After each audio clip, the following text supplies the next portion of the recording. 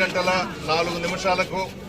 Shri YS Jaganmohan Reddy గారి ఆశీర్వాదంతో, విజయసాయి రెడ్డి గారి ఆశీర్వాదంతో, మా పార్టీ నాయకులు కార్యకర్తలు ఆశీర్వాదంతో, కోవూరు నియోజకవర్గ ప్రజలు, నెల్లూరు జిల్లా ప్రజల ఆశీర్వాదంతో, స్థానిక సంస్థల ప్రజాప్రతినిధుల ఆశీర్వాదంతో నామినేషన్ వేశాను.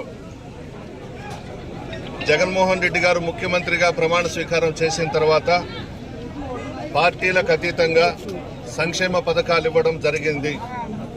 ఆ సంక్షేమ పథకాలే మాకు గెలుపుకు శ్రీరామ రక్ష.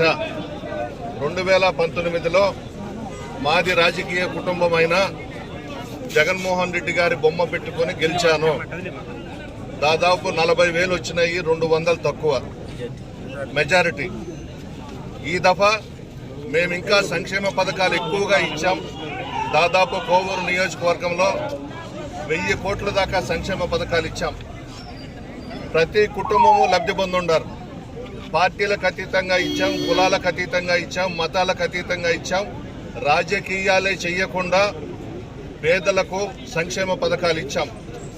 పేద ప్రజలందరూ కూడా జగన్మోహన్ రెడ్డి వైపు ఉన్నారు, ధనవంతులంతా కూడా చంద్రబాబు నాయుడు వైపు ఉన్నారు. ప్రజల ఆశీర్వాదంతో రాష్ట్రంలో 175కి 175 అసెంబ్లీ స్థానాలు గెలవబోతా ఉన్నాం. 25కి 25 పార్లమెంటు స్థానాలు గెలవబోతా ఉన్నాం. పేద ప్రజలందరూ కూడా ఈ రాష్ట్రానికి మరలా జగన్మోహన్ రెడ్డి గారినే ముఖ్యమంత్రి చేసుకోవాలని చెప్పేసి డిసైడ్ అయిపోయి ఉన్నారు. ఖచ్చితంగా 13వ తారీఖున ప్రజలందరూ కూడా పోలింగ్ బూత్ల్లోకి వెళ్లి ఫ్యాను గుర్తు మీద వేసి రాష్ట్రంలో ఒక ప్రభంజనం సృష్టించబోతా ఉన్నారు.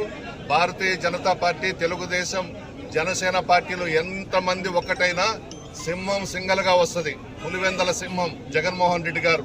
ఖచ్చితంగా మరలా జగన్మోహన్ రెడ్డి గారి ప్రభుత్వం రాబోతా ఉంది. ముఖ్యమంత్రిగా ప్రమాణ స్వీకారం చేయబోతా ఉన్నారు. ఇప్పుడు ఈ 5 సంవత్సరాలు ఏ విధంగా అయితే సంక్షేమ పథకాలు ఇచ్చామో అవి కొనసాగుతాయి. పేద ప్రజలకు మేము అండగా ఉంటాం. ఈ కోటీశ్వర్లు, ధనవంతులంతా కూడా ఫ్యాను గాలికి కొట్టుకుపోతారు.